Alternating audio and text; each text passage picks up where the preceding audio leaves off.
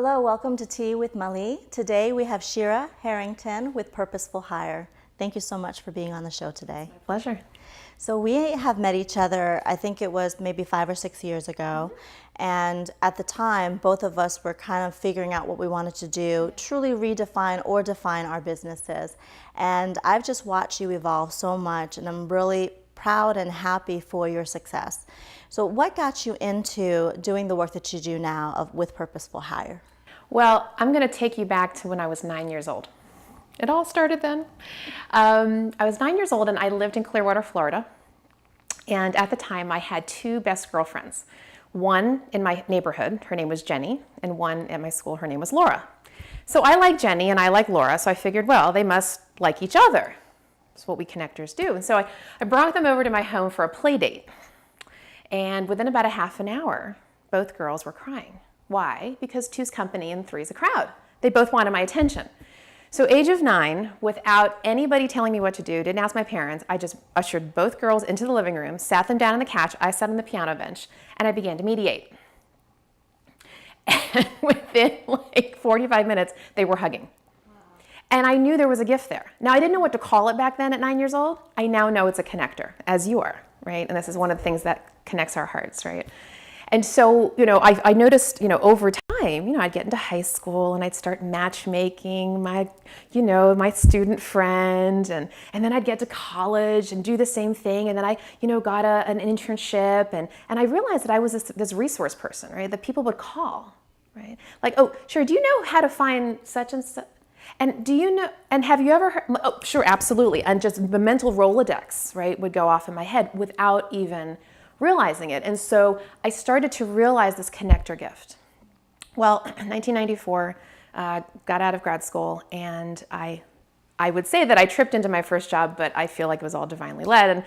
And I became a headhunter. I went to work for a search firm called Positions, Inc. Ended up staying with them for 15 years, all the way up until the middle of the recession when, they closed because a lot of recruiting companies were closed. Nobody was hiring. Well, I realized the connector gift really was stirred up. But what happened during that 15-year period was not only was I connecting employers to talent, to job seekers, right? That was like what I was hired to do. But I realized the connectorness sort of evolved in other ways. So for example, in 1998, before I even knew the concept of networking, didn't even know what that was, I sort of said to myself, you know what? I want to expand my business a little differently. I want to network with people who are other consultants who maybe do other kinds of things in my field where we're marketing to the same people. Like in my case, it would be to HR people, right? So I just decided to, look up people in the SBA, Small Business Administration, and look up people in an association and here and there and chambers of commerce. And I just started having coffees with people. And I say, hey, let's help each other. And then one day I figured out this was actually a thing. Right. And now, as we know, the world is all about networking. Right. And so I started networking groups. And the very first one I started was called Washington Lead Share. And actually, that's where I was on 9/11. We all have our moment. That's where I was. 9:40 in the morning, we were finishing up our meeting, went upstairs, and everybody was huddled around the computer. So that was my moment. And I always remember how powerful those meetings were, right? Because we were able to really synergize and connect. So time goes on. And one day, around the year 2000, I was in a human resources meeting, a local SHRM chapter, Society for Human Resource Management. And there was this guy, and his name was Tom Davidson from Richmond, and he's a speaker. And he's talking about this thing called the generations, the multi-generational workforce. And I looked down at this piece of paper, and it had these grids of, the World War II generation and baby boomers and Gen X and millennials. And I just went, like something hit me, right? Like there was something about this that was going to be personal for me. I ran up afterwards to him and I said, I'm like, Tom, this is amazing. I said, I'm a programs chair for other groups, nonprofits. I said, would you come speak to our groups? He goes, sure. Over the next 4 years, I heard him like 4 times. July 2005, July 16th, I think it was, I get this call on a Friday from Tom. This is 5 years later. This is 5 years later. I get this out of the blue call from Tom. We'd become buddies. And he said the Ritz-Carlton had just moved their headquarters to Bethesda, Maryland, in the local Washington, D.C. area where I live. And he said, he goes, yeah, he says, I did a presentation for them. They want me to come back on August 20th. I can't make it. Would you do it in my place? And I'm like, Wow. Me? What are you talking about? Like, what's up, Willis, right? And he goes, no, he goes, you're a groupie. He goes, you love this stuff. I'll even give you my PowerPoint. I'm like, Mom. So I really thought reflectively over this over the weekend, and I just knew by Monday, I knew I had to do this. I went on Amazon, ordered 10 books, created 15 new slides, gave a 3-hour presentation, and with the exception of just one sort of, revelation party where I just kind of brought all my clients and contacts in a room one day, a few months later, and said, here's what I'm doing, and just gave them a presentation. Other than that, I haven't done any marketing. Haven't needed to, because the passion that I have for the multi-generational workforce, I think, comes through. And from that point till now, that's become one of my business practices. I'm a keynote presenter on the generations, and I'm a staff trainer. And Purposeful Hire was born in 2011. And my tagline is, for every hire, there is a higher purpose. That's great. And the reason why I say that is because I truly believe that employers and employees, or before they are employees, job seekers, have a higher purpose together, right? That employees, people, right, you and I, we are endowed with gifts and talents, right, to serve the world through our work. And our work, right, sometimes is through W-2 employment, through full-time employment. And I want to encourage employers to hire people based upon those gifts and talents and how they can actually make a difference. So when a company or an organization knows their purpose and a person knows their purpose, and the two come together and there's alignment and synergy, we can change the world. Well, you speak with both the employer and the job seeker. Absolutely. And so, does your language change? How different when you present to the CEO or the corporate leadership about job seekers and potential employees? What's your message to them? So there's a difference, right? And it's interesting because I do straddle both sides, and I speak the language of both. So on the one hand, when I'm talking to a CEO or a human resources professional or a hiring manager, I do have to speak the language of business, right? Because they are indeed trying to drive their business forward in whatever way they are. And they are looking for knowledge, skills, and abilities, as we say, KSAs. They're looking for people who have the ability to help them achieve their goals. So yes, I have to speak that language and say, okay, what kind of person are we looking for? So yes, I do my job as a recruiter, which is one of my practice areas. But at the same time, as I'm speaking to them about the kind of person that the organization needs, I then flip the conversation. I say, for what kind of person will this job be most fulfilling? Right? So who are we looking for to make sure that there actually is a marriage there, rather than just a placement? And I, having spent so long now, 20 years, in the human resources field and in the employment field, I've come to realize that I've seen the emperor and he has no clothes. And what I mean by that is that often, and I'm not making an equivocal statement about all companies by any stretch, but I think often and I'm going to make a dramatic statement here, that we often see our employees like productive slaves. Right, or indentured servants. We look at them and we say, okay, what can you do for me so that you'll be productive, so that we'll do more business, or we will, create more revenues. But at the end of the day, I think the whole model is shifting. Right, we're turning to an employee-centric workforce. In Maslow's hierarchy, we're looking at people who are looking at self-actualization now. People want to make a difference. Young, old, and in the middle. Right, everybody is looking for this sense of how can I contribute to the world, and employment is one of the ways to do that. Whether it's volunteer or whether it's a full-time job or whether you're doing your own business, that's one of the ways that this can happen. I love what you're saying right now, because when I think about the work that I do with the retreats and having people really consulting and coaching, not everybody is going to take their special gifts and talents and become an entrepreneur. That's right. Not everybody cares for that, wants that, has the capacity, and they're okay with that. They know it.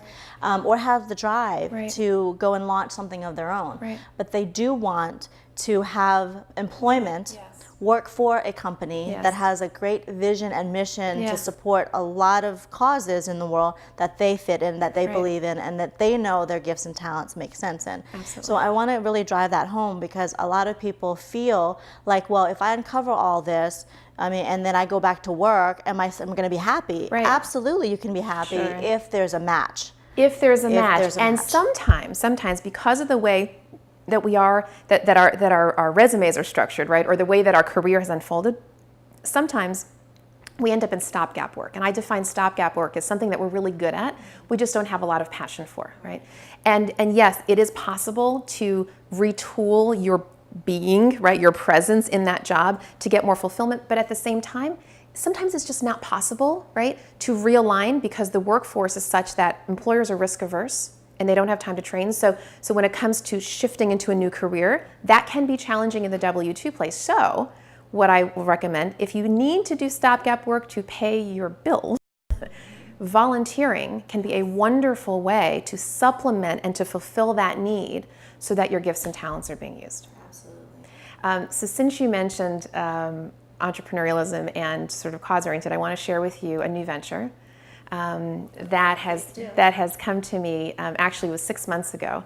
I had a full-out epiphany, and it was on December 10th, and it was 10:30 in the morning, and I was sitting on my grandfather's couch in Toronto, Canada. I had an epiphany, and my epiphany is that I want to do something to help baby boomers in this next phase of their life. So let me back up and explain where this all came from. So I mentioned that in addition to recruiting, and by the way, I also am a career coach. Okay, so I work with employers, I do one-on-one career coaching, and I also do this generational diversity work. I do a lot of speaking. Okay, so last year I had actually had several opportunities to not only talk about the normal, multi-generational engagement, but to specifically talk about succession planning as baby boomers consider retirement or reinvention or recareering, and as we need to recruit and engage the next generation. I gave talks to HR professionals, and one of the things that started coming out of my mouth last year was, something has changed in the workforce for baby boomers. About 10 to 15 years ago, the defined benefit plan, what we know as a pension plan, was ripped away. Right. Okay. At the time that happened, the baby boomers or the older boomers at the time, actually even the veteran generation who were still employed, they were safe because they were grandfathered in. So they weren't really thinking about it, and the younger professionals it wasn't really top of mind. Now, right, that we're having a whole boomer generation who is, they're getting older and older, right, and they're hitting this age. Where are they going to fall back on? Social Security, even if they're old enough to take it, is very, very small. So this pension plan's gone away. On top of which, this has not particularly been a saving generation, unlike their parents. On top of which, we just came out of a major recession where 401ks turned into 201ks. On top of which, we have a lot of age discrimination in the workforce, unfortunately. You put all these things together, and I mentioned these things in this one presentation I did in November, about 7 months ago. And a friend of mine was sitting in the front row, and he's a guy who asks provocative questions. And he said, Shira, he goes, so are you telling me that baby boomers are possibly facing destitution? And I reeled back because I had never considered that word. That's a very harsh word. And I was like, wow, the confluence of variables that are facing this generation. By the way, in 2015, 45% of all Americans are going to be over the age of 50. That's more than the populations of Canada and Mexico combined. Okay, we have a huge issue on our hands. And I'm a Gen Xer, okay? I'm absolutely squarely right in the middle of the Gen X generation, and I'm feeling called to do something about it. So my vision is to start a nonprofit to help baby boomers reinvent and relaunch potentially into their own entrepreneurial businesses and or other kinds of employment that's flexible, that's not necessarily W-2. And I'd like to call this nonprofit Boomer Works. Oh, I love it. Yeah, I love it. Boomer Works, right? Wow. And so the model, as it's just fleshing it out now, it's in its inception, is to be able to do individual coaching, right, one-on-one with baby boomers, to say, okay, well, what's your purpose, your passion, the gifts, the talent, all the things that I would normally do, right, on one-on-one. And then sort of help to steer them to say, what's possible? Are you wired to be a solo entrepreneur? Great, let's give you the resources. Are you not necessarily wired for entrepreneurship, but maybe if we put you together with a few other people who are ready or who have those kinds of skills, can we incubate you and launch you as a small company? Do you want to look at 1099 work, freelance work? Because we have to look at the way that the employment world is working anyway. And companies are continually downsizing. They still have the same amount of work to do, but they don't necessarily want to pay for the overhead of having a full-time employee. So what they'll do is they'll hire people on a project basis, or they'll outsource or offshore, or whatever they need to do to get the work done, but they don't necessarily want that 30% of benefits on cost on top of this full-time person. So if I can help to reshape the mindset of baby boomers, who tend to be a risk-averse generation, who tend not to, on the whole, be entrepreneurially wired, right, with exception, to say, okay, here's what's possible. I'm going to now bring together all the resources. So I'm looking at relationships with SCORE and with Encore and with AARP and with the Small Business Administration, and then maybe get some corporations or grants, to fund this initiative, and to really look at it in such a holistic way that we're making an impact, moving the needle to help this population reinvent, relaunch, and thrive in a new economy. Now, who else can get involved with something like this? You talked about resources, you talked Sure. about corporate and other Sure. organizations, Sure. but how about the general public? How can they support you in this vision? How can they do, what can they do to rally Sure. the support for baby boomers? Sure, it's a great question. Well, first of all, as they say, it's going to take a village, a really big village to get this done. And it's going to take a lot of arms and legs. And what I'm looking for now are people who feel drawn to this mission, right? We all have different burdens on our hearts for different wonderful causes in the world. For people who are feeling compelled to help, there are a lot of ways to do that. Some people might actually have the skills within them as a volunteer and or in their own business who could actually lend a hand. So for example, people who are web designers, people who are coaches, career coaches, life coaches, financial planners, business coaches, people who can actually come alongside and do one-on-one mentoring or group mentoring. And one thing I want to mention is that my heart is really to do this at a community level.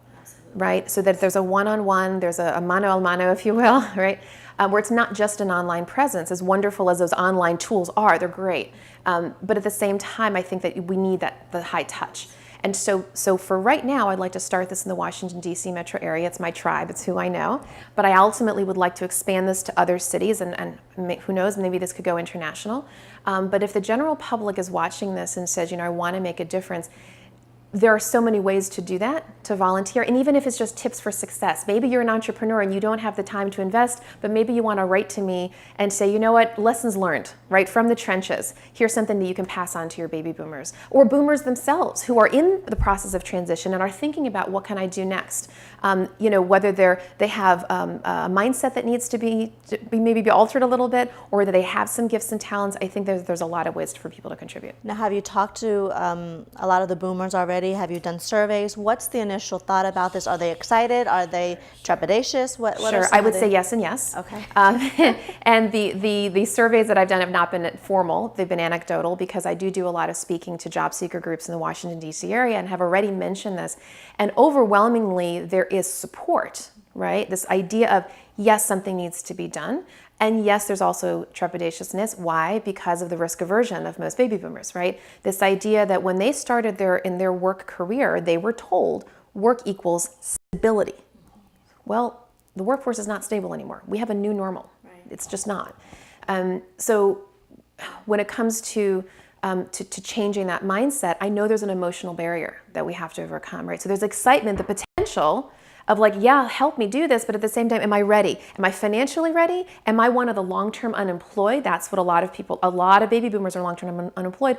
Can I even, afford to spend the time to invest in that 6-month ramp-up period or whatever it's going to take to do this? Or can you help flush me with funds? That's what I'm hoping for. I'm hoping that there'll be some generous donors out there that will almost like a venture capitalist, not necessarily a VC, but somebody or people who will come by and say, let me give a runway, right, for these folks to actually launch, because there's a potential if they have the capital to support them.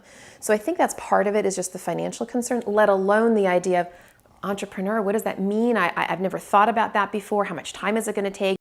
I'm a salesperson. I realize what we're facing, but I do feel like there are resources there to help people overcome it. I can't help but think that there must be some type of PR or media component that is going to help educate corporations out there. We talked about biases and prejudices, and in terms of age and generational. When you have this nonprofit running and it's successful, how do we change the mindset of corporations? That's a great question. How do we get them, these wonderful, gifted baby boomers who are now ready, they have the confidence, they've been mentored, and maybe they aren't willing to do an entrepreneurial project. Right, and they need to go back into the workforce. They need to go back into the workforce, but now they're revived and they know what they're going to go back to contribute. And that's such an excellent point, Molly, and that's why I feel so rightly positioned for this work, because I'm still, and I hope to continue to have a platform to speak to corporations, HR professionals through my generational work. It is exactly what I'm trying to do, and I'm trying to say, you know what, your baby boomers are rich with gifts and talents, and to be able to shift that mindset to a different one, to say, number one, don't be so quick to let your boomers go, right? Don't be so quick to let them transition. Look at alternative ways for retirement. So for example, sometimes a baby boomer will get to a stage, or a person, right? But right now we're talking about boomers who are the older population, will get to a place in their career and they say, you know what? I've been there, done that. I've been in a leadership role, let's say. But you know, I want to stay in the workforce. I want to stay plugged in, but I don't necessarily want to do it at an executive level or at a leadership level. So, right, demote me. Put me into a line position where I can not necessarily, both not have the stress, but number two, I can mentor. I can mentor the next generation. And I think that the mentoring, and by the way, reverse mentoring, where a younger professional is mentoring an older professional, usually in technology, I think that's where there could be some powerful synergies if we have the mindset. So right now, most employers tend to hire people between the ages of 25 and 45. The prevailing wisdom is, well, we don't necessarily want them right out of school because they're too green, right? We don't necessarily want to train. But at the same time, we don't want someone who's overqualified, right? Who's going to be bored in the job. We need to really, really rethink what that overqualification concept is, because these are people who, by and large, are coming to me as a coach and saying, you know what, I've got these gifts to contribute. I don't need to make $1 million. I don't need to make a lot of money, and I don't need to have the next challenge. I'm perfectly comfortable contributing my rich skills at a lateral, even at a lower level. And you think that I'm going to be a flight risk? I'm actually not going to be a flight risk. I'm going to hold on to this because this is something I want to do for the next, several years. Whereas a next generation person, Generation X and millennials, we tend to have shorter tenure anyway. In fact, the average tenure of a millennial is 18 months in a job. So when we talk about flight risk, what are we really talking about? I think we have a lot that could be pulled out from the boomer generation. It says a lot about our assumptions too. Sure. We make assumptions, whether in the corporate world, in the leadership positions. We don't look at people sometimes as individuals. We think, okay, they enter into this age group. Yes. And so now Suddenly, they must be right. overqualified. Yeah, they must be disengaged. Mm-hmm. Right, we do. And I think that's just does such a disservice to the people who are truly wanting to give of themselves, who go to work, who want to contribute, but they feel disengaged because they can't contribute, because someone has made an assumption that they are not willing, without asking, which comes down to communication. It does. How much do we speak to our employees? How much do we speak to our team members? Do we ask, what do you really want? So to that point, I'm so glad you segued into that, because I actually developed an exercise that addresses this very, very issue, and it's something that I'm really trying to promote, right? And I'm happy for anyone to use this exercise. I give it freely, and I call it Passionativity. And I'll very quickly explain what it is, and it does speak exactly to this question of what do you want to do rather than what are you just capable of doing. And so it's a 4-quadrant exercise for anybody who'd like to do it. And I suggest actually writing it on a piece of paper. And you would label the lines, right? High motivation, low motivation, high skill, and low skill. And I'll define the quadrants really quickly. So where a person is highly skilled and highly motivated, they're highly engaged. And what that means is these are skills that they're a rock star at, right? They really love, they're just great at. And they also love to do this work. And you and I both know, because we're highly engaged employees, right, of our own companies, that we give discretionary effort. In fact, wild horses can't drag us away from the stuff that we love to do. It's high engagement. And this, by the way, in the world of HR, is a concept that people will understand because everybody's talking about employee engagement. So I came up with another concept called higher engagement, H-I-R-E. So taking employee engagement to a higher level. So that quadrant's really powerful when you ask people, what is it that really drives you? The next quadrant, high skill, low motivation, is stopgap work, as I mentioned earlier. You're really good at it, but don't particularly enjoy it. You'll do it, but by the way, not only are you kind of like minorly disengaged, but these are the areas, especially for the next generation, where they don't want to be promoted. So if you're in stopgap work and your HR person or your hiring manager says to you, hey, have I got a promotion for you? And they're trying to promote you in an area of stopgap, 9 times out of 10, that next gen person will walk. They won't even, not only will they turn down the job, they'll actually leave because they say, if this is the best you got for me, I don't want it, okay? And then the third quadrant is high motivation and low skill. And those are areas of professional development. So that means you have some skill, you'd like more, you'd like to grow. And this, by the way, for learning and development professionals is a really key area, because often in training, right, we'll say, oh, kind of a one size fits all. Let's everybody have size 9 shoe training, whatever that is. Whereas if we can tap into the unique desires, the professional desires of that individual, and customize training around them, how much more engaged are they going to be over the long term? And then, of course, the last is the low skill, low motivation. Those are areas of disengagement. Not only disengagement, they could be active disengagement. In fact, I often tell hiring managers, this is where your underperformers live, because they're neither skilled nor motivated. They don't want to be doing that work. And if that work is at least 50% of their job, they're probably going to be falling down. And so if we can have courageous conversations with our employees directly and say, listen, let me take you through this exercise. And on a regular basis, because things change. And let me help customize as best we can. Now, I'm not suggesting that anybody can, and every employer is going to be able to completely revamp an entire job. But can you move the needle 10%, 20%? Can you change something about that work that helps that person feel more engaged? Why not? Right. Let's try. Right. This has been a fascinating conversation. We're going to take a quick break, so don't go away.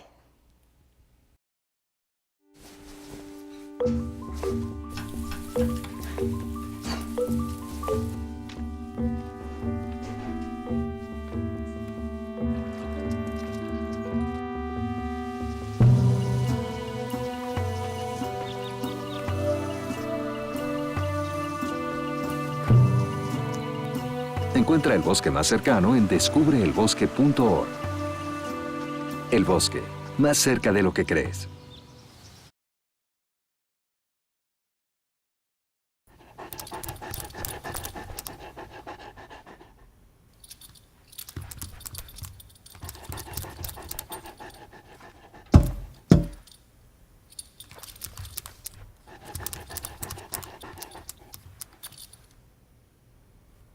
There's a shelter pet who wants to meet you.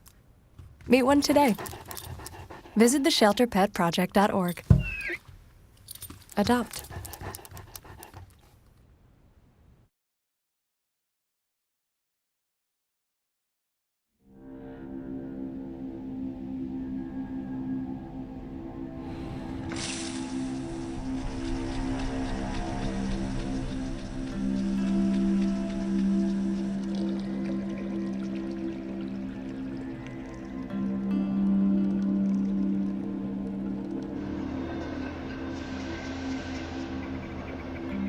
Algunas personas que tienen dificultades con sus pagos hipotecarios se quedan paralizadas, petrificadas.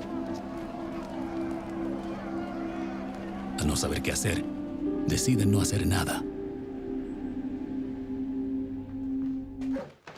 Pero quienes hacen algo, quienes actúan, tienen mayor posibilidad de obtener un mejor resultado. Making Home Affordable es un programa gratuito del gobierno. Llame ahora para hablar con un especialista en vivienda sobre las mejores opciones para usted. Ayuda verdadera. Respuestas reales. Ahora.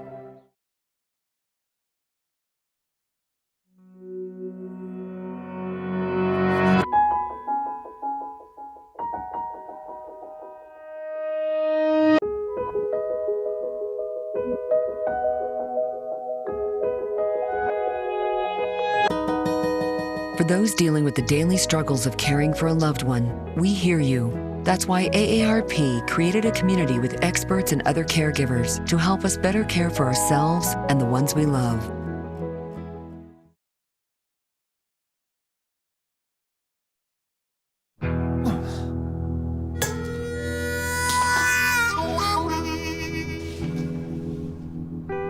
Get caught buzz driving, and you could do some hard time. Craig, knock it off. Sorry, Mom. It could cost you around $10,000 in fines, legal fees, and increased insurance rates. And that could set you back a few years. Buzzed, busted, and broke. Because buzz driving is drunk driving.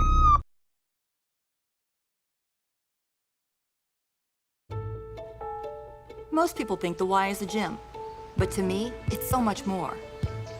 When I needed help, the Y gave my kids a scholarship to a safe place where they could grow, learn, and have fun. And when I was struggling with all kinds of health issues, they gave me the guidance and motivation to get well. The Y helps families create a better future, and become so much more.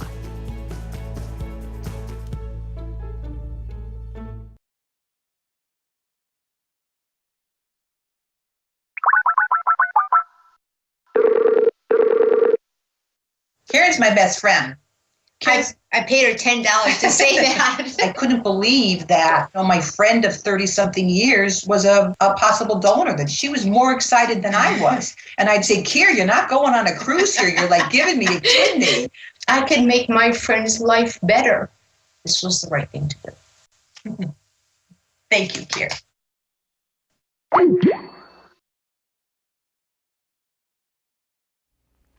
Welcome back with Tea with Mali. We're speaking with Shira Harrington today. I'd love to hear your suggestions or even advice, words of wisdom for those that are actually job seekers now. Yes. And this is, you talk about purposeful hire. Yes. And I've seen it myself with a lot of the work that I do, people who are in transition have a very difficult time after you have so much rejection over and over again.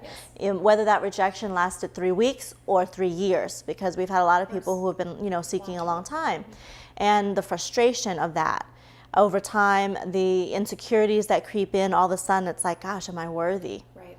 And nobody wants me. Right. How do you, when you coach and when you work with people, how do you help them really get back to their unique talents and own it again? Yeah. So Passionativity actually is one of the main ways that I do that, and here's why this works.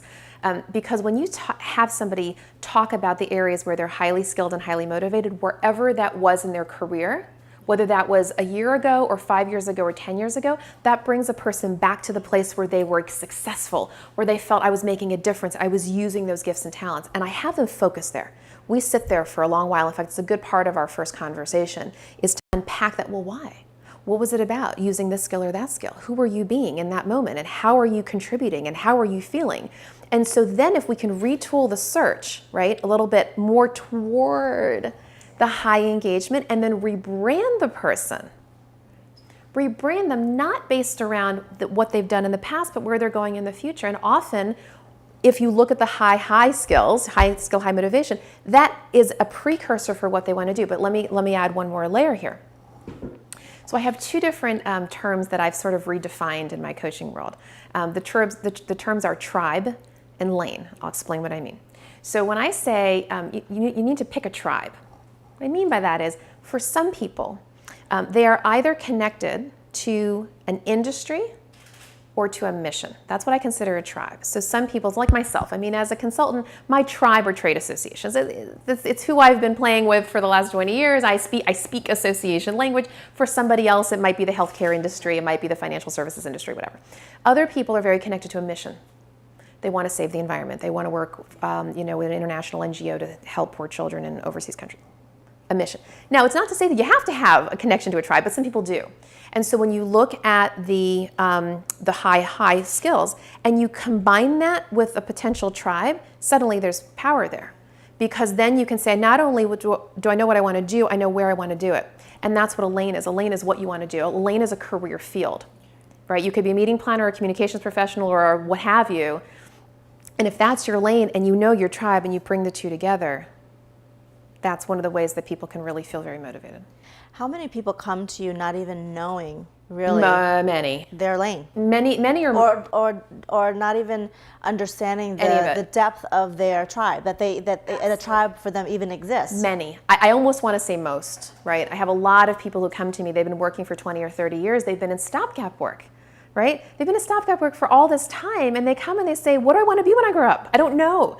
So by using tools like this, like Passionativity, like the tribe and the lane concept, pulling that all together, I say, okay, here's a way to rethink it, right? Here's a way to look at what you've been doing, step back a minute, and unpack it and say, okay, well, what could this look like? And then the light bulbs go off. When the light bulbs go off, it's like, aha. Now I know what my brand can be. Now I know how to present my passion. In fact, the LinkedIn summary, I just have to make a plug for LinkedIn here because, over the last number of years, it has really just transformed the way that employers and candidates find each other. And so I'm a big believer in writing a LinkedIn summary that lets your passion explode. It should not just be a laundry list of your skills and experience and just your keywords. Keywords need to be in there, by all means, because we recruiters need to find you through your keywords. But it's more than that, right? It is the one place, and you have about 300 words, 2,000 characters, to express a passion, a value proposition, a why you do what you do, a how you want to make a difference in the world. That can be done. I actually do that for my clients. I do that writing, and I've seen the difference. And in fact, just the other day, I was talking to a new client who was referred to me by another client. And this client, I was asking how that other client was doing, and she goes, she's landed a job, and she says she still gets calls from recruiters on her LinkedIn profile, like, oh, you sound so great, and you're so passionate, and so forth, and right, because it lets your heart come out, and LinkedIn is the first, finally, we have a place where people can express their heart as opposed to a two-dimensional resume. Well, you speak my language, right? Because we're all about messaging from the heart. And that's been a challenge for me for a long time with the work that I do, because especially on profiles like LinkedIn, a lot of the professionals are like, do I put that much heart in there? I think it's too soft. I need to be a professional. And I feel like just what you're saying just validates the fact that people want to feel your passion. People want to know that you're unique and different, because there's hundreds of thousands, if not millions of people who are on LinkedIn using it every day, who are in similar fields, who want similar careers or on the same lane, right? And even inside the same tribe. Right. And you and I have a tribe or community of people that we always are hanging out with, companions and colleagues, and a lot of us do similar things. Yeah. And what's going to separate us? Absolutely. Right? And it's the passion. It is. And so you can take your tribe, you can take your lane, and what you do is you express your unique point of view. You know, like I once did a LinkedIn summary for a public relations professional, and her entire worldview about PR is about constituent engagement. She just sang constituent engagement. That's what she feels is PR. It is her unique message, and I created the whole summary all around that perspective because that was her passion. Whereas another PR person might have a really strong sense for how to handle crisis communications or media relations or whatever. It's all PR. But there are different parts to that lane that one person might express differently than another. And that's where, if you can capture the heart, talk about professionalism. That says that you're a subject matter expert. Yeah. That says that you really know your stuff, you know your tribe, or you know your lane, and you're able to express it in such a way to say, after the last 20 or 30 plus years of doing this work, and you don't have to be in it for that long, but let's just say you are, this is what I bring to the table, and this is how I have seen that, that my tribe or my lane can be fully expressed. And I like watching how expressive you are and how passionate you are, because when you talk about HR and you talk about recruitment, and the name of your company is called Purposeful Hire, even when you talk about it, that kind of exudes. And that's the kind of passion that you want every person who either owns their own company or just has a personal brand that they want to put out there. You know, to be able to sit firmly and strongly and say, yeah, I love what I do. And even inside a company, I love what I do, or outside of a company, this is my personal or business brand. When you are working with HR professionals, what are one of the biggest challenges that they face? Because now we talked about the employees and these job seekers and their challenges and how they want to be seen and some of the things that they're missing. What about HR? This is, it's a great question. I'm so glad you lobbied this pitch my way, because I do have something very specific to say about that. And my heart goes out to HR professionals these days. Remember I said that employers don't want to take a risk and they don't have time to train. Well, there's been an enormous amount of pressure put on HR professionals, including corporate recruiters, by hiring managers, well-meaning hiring managers, right? This is not a judgment statement, this is just sort of a reality check. These hiring managers are saying, we need to make a profit, or we need to move our business goals forward, if it's a for-profit or nonprofit, now, okay? So if we need to do it now, and we don't have time to train, and we don't want to take a risk, we're going to put that pressure on the HR community to go recruit what I lovingly call a purple squirrel or a one-eyed unicorn, where we're going to ask you to find a person who has, watch this, 12 out of 10 skills. Do you hear that? 12 out of 10 skills. So these jobs, they might stay open 3-6 months or longer until this magical person who doesn't really exist manifests. And then they'll come to a headhunter like myself and say, now we can't find it on our own, now you go find it. And they realize what's going on, and they realize why they're feeling the need to do that. And so my encouragement, right, for an HR professional is to say, okay, take a step back, consult with your hiring managers and say, listen, yes, as a business partner, I'm here to serve. As a business partner, I really want to get you who you think you want. Let's relook at this job announcement. Let's relook at the requirements. Do we really need the purple color? Do we really need the unicorn? How about somebody who could grow into the job? How about somebody who might be, as you might put it, overqualified, but has these tremendous skills they can bring to the table? Maybe somebody who wants to do a little bit of a career shift, somebody who has transferable skills. There's a company that you and I both know called the Motley Fool here in the DC area, and their philosophy in hiring is we hire an attitude. We'll train on the skill. An attitude is so important, and we in the recruiting community tend to be so myopic, looking at a two-dimensional piece of paper, namely a resume, and say, well, if they don't have this title and they don't have this industry or this tenure, then we're not going to consider them. Rather than interviewing people for who they are, letting that bright light shine, and then hiring and then training on the skills. Well, it's amazing because when you think about what the work that you do, it has to be both sides. Yes. It has to be education and training on the HR side to look for attitude, things like attitude, characteristic traits, transferable skills, right? And then on the other side of it, on the flip side, is to train the job seekers. Yes. To claim their rightful place with their gifts and their passion and show up, right. Speak of your purpose. That's instead of trying to fit and mold yourself into a few lines of a word that was placed on a job announcement. And that's just something that I would love for you to even go deeper into. When those two things happen, when you've worked with a company where now their HR people get it, their hiring managers understand, and you have a client who is completely engaged now with themselves and life again and their skills, what does that feel like when they come together for you? Sure. So just to back up a little bit, I engage with both sides separate from one another. So let me explain what I mean by that. So when I'm doing recruitment, right, I'm engaged with the employer. So the job seeker, what would have been a coaching client, is not a coaching client, they're a candidate. So my relationship with a candidate has to be, by its nature, a little bit different than what it is with a coaching client. I often will use my passionativity in recruitment to at least pull out what the passion is. But it's still, at the end of the day, the way the recruitment is set up, the model of recruitment is still more transactional than it is relational. I can be relational to a point, but at the end of the day, if the candidate is not a fit for what the HR professional is asking for, there's not much that I can do with that. However, every once in a while, I have seen in employers the light bulb go off and say, oh, well, maybe we could consider somebody who's a little bit. And then when I see that happen, that's a wonderful thing. On the other side, when I am doing career coaching and can sort of whisper in the coaching client's ear, the job seeker, and then watch them navigate and then reposition themselves to a job where otherwise they may not have been fully considered. I'll give you an example. I had a client who was a young attorney. He's a JD. Now we know that JDs, at least in this town, are a dime a dozen. And he didn't want to be a JD anymore. He wanted to be a writer. Yeah, I know, right? Right, I know. So he wants to be a writer and talk about a 180-degree career shift. Like, how do you do this? So I rebranded him as a writer, pulled out his writing skills from his resume, reframed his resume, reframed his LinkedIn profile, and sure enough, he landed with a business trade publication, right? Because it was just a matter of repositioning, right? And so it's possible. Yeah. And when I see things like that happen, I mean, my heart soars. But it's a one by one. And so my goal is hopefully to preach the message, right? So that at a larger level, people will shift their mindset. I was gonna say I'm gonna take you there because everything I do is at a larger level, and people who know me say I always take it up there.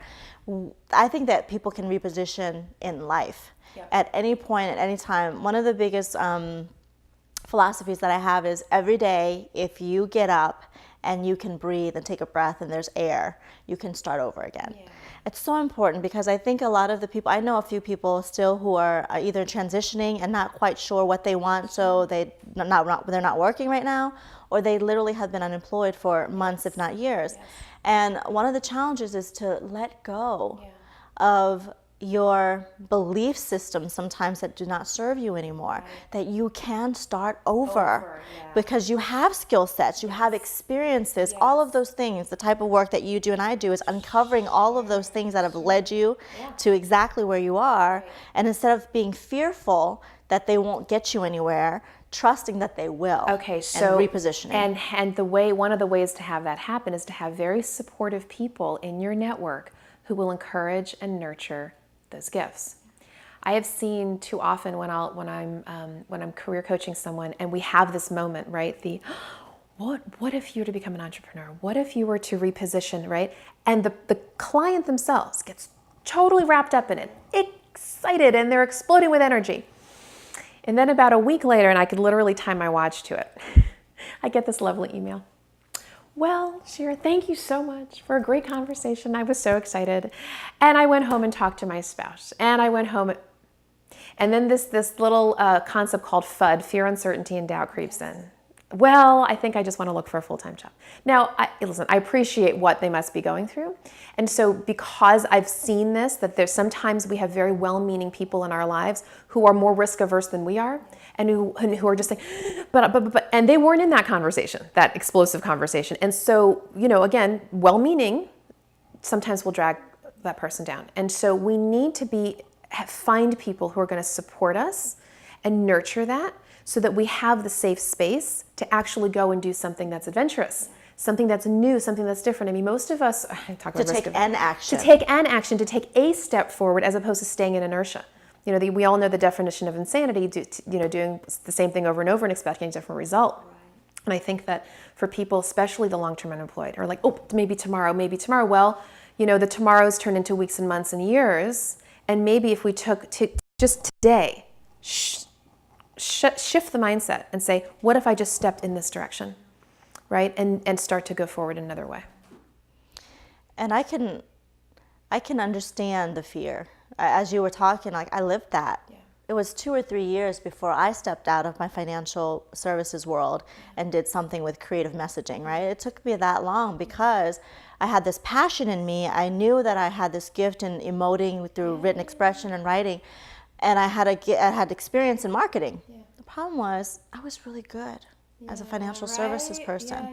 And I had hundreds of clients who relied on me, who couldn't live without me, and all of the stuff that we convince ourselves to be true. Yeah, like we're indispensable. Exactly. Yeah. It holds us back too. It's so wonderful to have confidence and to know that you're good at something, but when you know your heart is no longer engaged and you're not doing a service anymore.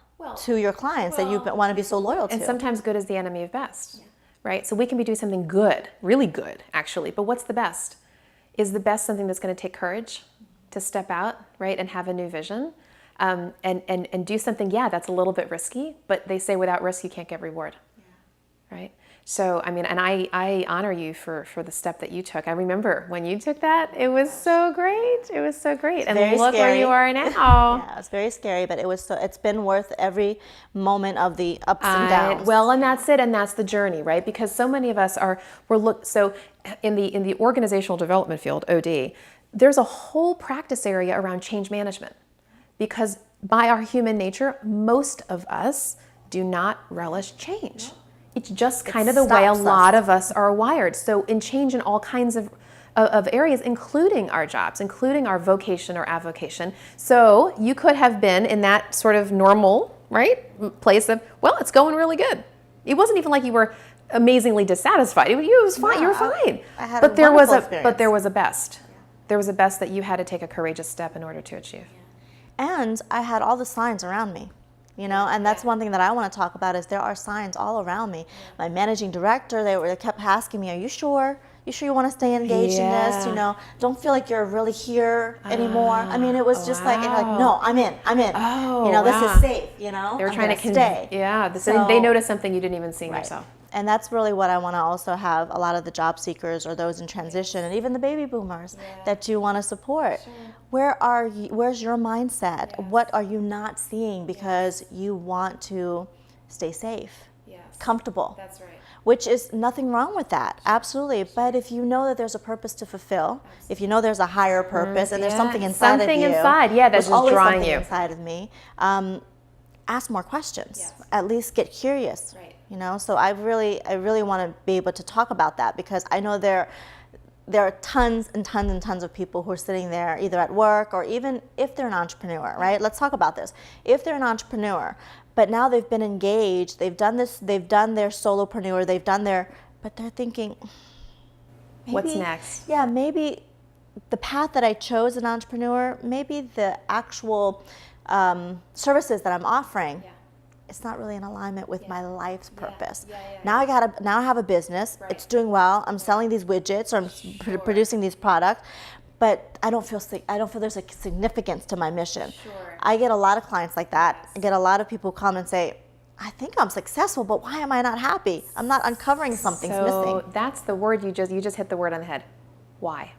So in this Passionativity, just to step back a second, in this Passionativity work that I do, I actually have another exercise. I call it who, what, where, when, why, how, and how much. And when you look at this, you know, who are you as a person, right? What's your passion? What drives you in the world? What do you want to do? What's your tribe? Where do you want to do it? When do you want to do it? Is work-life balance important to you? But then there's this why. The why I call the legacy. At the end of the day, what larger contribution do you want to make to serve the world through your work? And sometimes, you know, it takes these baby steps to finally see that. I mean, for myself, and I mentioned this to you, you know, even before we started chatting today, that I'm just so happy that I get an opportunity to share my heart now, 6 months after BoomerWorks became a realization for me. Because prior to that, I would have talked very passionately. But now I'm seeing, right, that there's a larger legacy around my gifts and talents that I would never have known 20 years ago, or 10 years ago, or 5 years ago, but things have come to a place, and hopefully 5 or 10 years from now, I'll be able to look back, oh, and yet and so we should be going from higher and higher. And so as an entrepreneur, especially, when you have that flexibility to reinvent, which entrepreneurialism by its nature is about reinvention, is to say, okay, well, this was great. And maybe these are the skills I needed to build, or what have you. But you know what? Now I kind of see there's a vision out there. There's a vision for service or contribution, for profit, nonprofit, whatever your thing is. But to say, okay, what can I do to realize that vision and to help a different group of people, or maybe the same group of people in a different way than what I'm currently doing? I'm talking to my sister company. I'm seriously talking to a sister company. We do such similar work, and yet at the same time we serve such unique clients. And I love being able to talk to someone who gets what I do, and I love being able to listen and learn from someone who does similar work, because of course there's certain things that we can, you know, support each other with. Sure. When I think about passion and purpose, and the role that I play, which is messaging from the heart and then being able to articulate that and help people soar. In the work that you do, being able to find the right, uncover the right passion and gifts and talents, and making sure that they have a place to utilize that, whether it's inside a corporation. You know, being able to ask people to really listen to their heart. Yes. And it's not about discrediting your mind, because your mind and your heart must be, you know, working together. But so many people discredit their feelings and their emotions, their desires, and they live this unfulfilled life. Right. And so as we close out, I'd love for you to share just some words of wisdom about your personal journey as to, you know, how that has shifted and transformed your life because you chose your passion to do this work. Yeah, sure. So it was interesting because you mentioned that you had taken a step from being you know, successful in financial services and then did this career shift. Well, I mentioned that I was with a search firm for 15 years. And there was a comfort level in that for me too. Yes. Now, I was almost forcibly, you know, kind of launched into thinking about something different because the company closed. Now, for a 1-year period, I did go with another search firm, because at the time, it was 2009, I said, well, I want someone else to pay my benefits. So I went into risk aversion mode myself. But it was over the course of that year I started to do career coaching. And I suddenly lit up. I had no idea how much I would love to do that work to help people discover purpose and passion. And that year of 2010 it was a shifting time for me, because I went from, hey, I'm a really good headhunter. Yeah, I'm a good recruiter. Oh, I'm doing recruiting. I'm doing coaching now because, you know what, recruiters aren't, you know, employers aren't hiring, so I got to help some. And suddenly, like, the light bulbs went off. And I said, oh my goodness, right? I've been missing out. And maybe it just wasn't the right timing, but then suddenly the timing presented itself. And I was able to completely relook at how I help people in the employment world to find each other. And that's where Purposeful Hire was born. And the connector in you came And the connector to life. came out. It did. Absolutely. Well, how can people find you, Shira? Because we can talk for hours and hours. We do this. We don't see each other, and then we do, and then it's like 5 hours go by, and it feels like 5 minutes. But how can people find you, learn about your coaching, learn about your speaking, all of that good stuff? Sure. Well, my website is purposefulhire.com. And my email is shira@purposefulhire.com. And my phone number is 703-508-9573. I'm an open networker on LinkedIn, so anybody is willing to, if they want to link in with me, I am happy to accept the introduction. Shoot me an email, and feel free to schedule a time to chat, and I'm very happy to help anyone I can.